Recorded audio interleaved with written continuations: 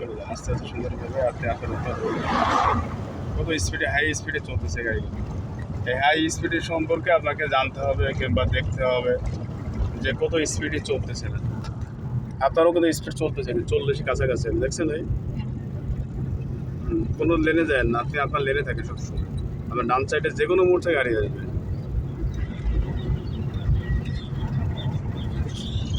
আপনাকে এখন হাই রোডে ভয় করতেছে? হ্যাঁ, সতর্কভাবে চালান, সেইভাবে আপনি নির্ভয়ে চালান, মিডিয়াম চালান। যত স্লো কন্ট্রোল রেখে আপনি চালাবেন তত আপনি ফ্রি হইতে পারবেন। আপনি যদি জোরে চালান আপনার সেটা কন্ট্রোলের ভিতরে থাকলে কোনো সমস্যা নেই, কিন্তু বেশি জোরে না চালানোই ভালো। সবসময় আপনি 50, 60, 50, 60, 70-এর ভিতরেই থাকবেন। অলরেডি আপনি 40 কভার করতে।